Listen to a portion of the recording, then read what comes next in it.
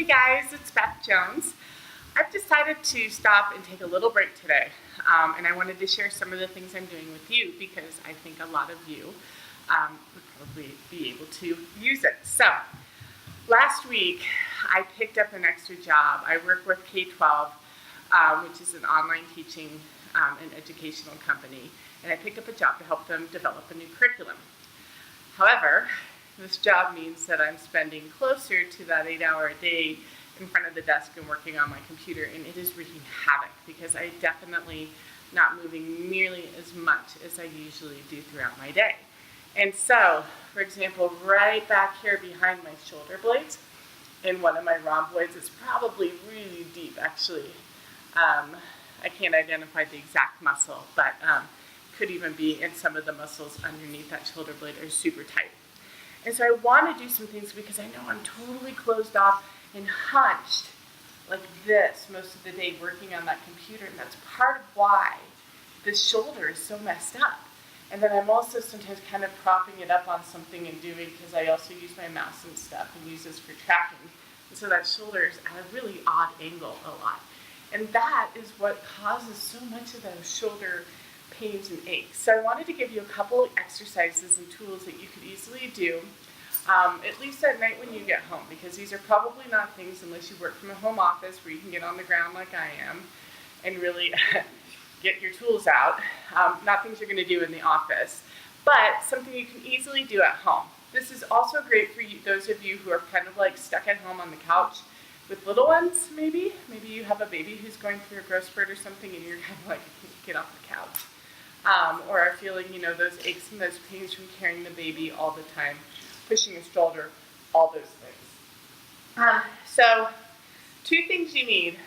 If you have one of these half cylinders, these are my favorite. If you don't have one, I'm going to put a link in the notes of this video of where you can go buy one, because this is one of the best tools and it's really cheap. I actually get the longer one. This one is about 12 inches. I get one that's 3 feet, and then I cut them down into 3, so I have multiple of these that I can use throughout the house. If you do not have one of these, but you have a foam roller, that will work as well.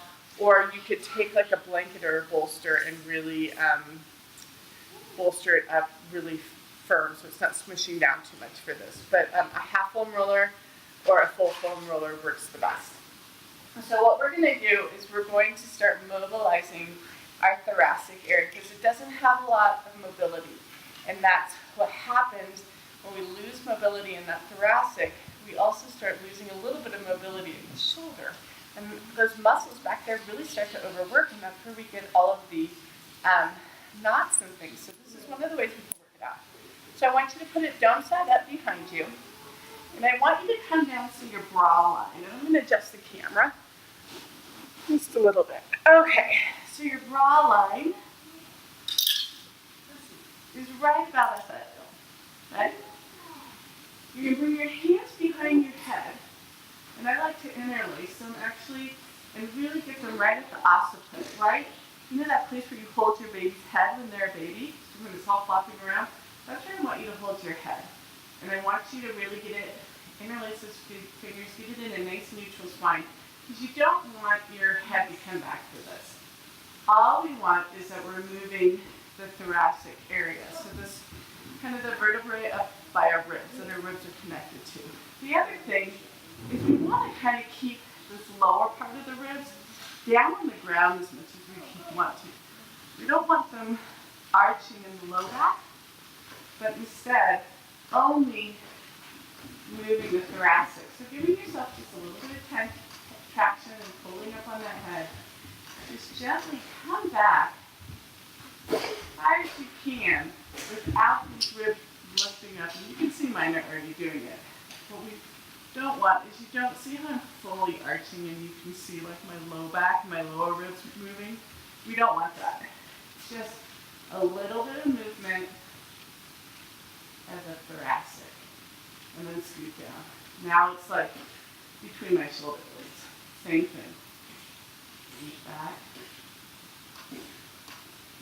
And bring it back up. Shift down again. Bring it back.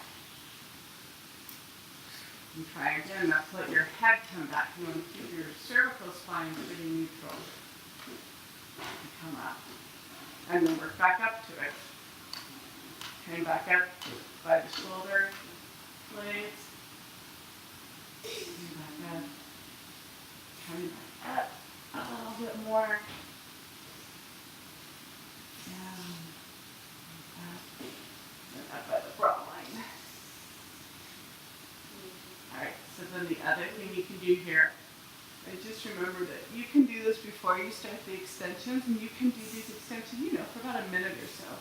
The next thing that feels good, keeping those elbows kind of like you're going to do a crunch, but coming back and forth, and just massaging out those tissues. Oh, it feels so good, and then working it again. So sometimes you can kind of massage back and forth as you work down. And then do a couple of those extensions. Bring it down more. Back and forth. Really rolling that tissue and extending it. Now, if you have some core issues, you're supporting yourself enough, you're not really doing crunches, you should be fine. But if you're feeling pressure, like bulging downward or pressing outward, then just try to stay in a position where you feel like your core is nice and functional. All right. I really love that one. I'm going to actually put this over here for a minute. The second one, my daughter didn't steal it. You can use, I use a yoga tune-up ball. You can use a tennis ball, you could use a racquetball. Some people use lacrosse balls, they're really, really stiff and firm. So it may be too much, because we're gonna do a little bit of a release. So you're gonna basically give yourself a little bit of a self-massage and get that knot out. So I'm actually, because of where the knot is, I'm gonna turn around for you. Keep this nearby. But what you wanna do is, go ahead and lay, you can see the ball is right at the edge of the border of that shoulder blade, because that's where my knot is. And I'm going to do something really similar. And I'm just going to start by just kind of easing my weight. You can use your trunk to put as much weight on that area as you want. And I want you to start by spinning. Doing a little bit of a pivot. And just working in that area that's super tight. A lot of the times for us, it's like a pinpoint area. You can see, yeah, that's it. But work on that area and then move it down a little bit. Do some more spinning. And you're just really rotating that knot on top of that ball. Okay? And then, sometimes if your neck is a little sore, you can use a half roll. It's going to help you. I want you to bring your arms up. You can do both arms. You can just do one. And I want you to reach up and then bring it back. Reach forward, so you're reaching from the shoulder, not bending your elbows, all from the shoulder. Just protracting and retracting is what we call. So spreading the shoulder blade away and then bringing it back. Away and then back. And then move it across your body. And here you can kind of go back into it a little bit, give it a little pressure. Move it out. Putting a little tension. You get out to the side. Windmill it a little bit. Keep that, and that thumb going backwards, like you're emptying your can behind you. Back up. The top. Do it again. Push up. And back. Push it up. Bring it back. Push it up. With the protractor, bring it across the body. Roll into it. Find that knot. Open it up, look, and mill it out. Just mobilizing it. And if you want to, you can move this to different little parts of the body. Bring it back up here. So then you can just kind of use your feet. You can take this up and you can also roll it up and down. Oh, I can feel it right there. This is a really great way to kind of give yourself a little bit of self-massage. It helps release some of those muscle fibers through the tension. It stimulates the fascia. It just gets it moving a little bit. So really easy ways to start mobilizing that area a little bit. You see this video took about 10 minutes total to do, and that was me explaining it to you.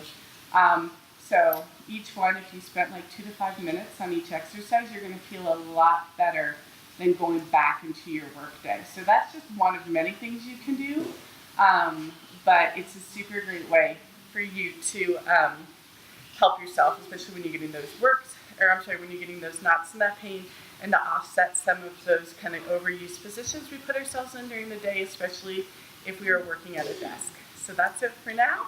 I hope that was helpful, and I will talk to you later.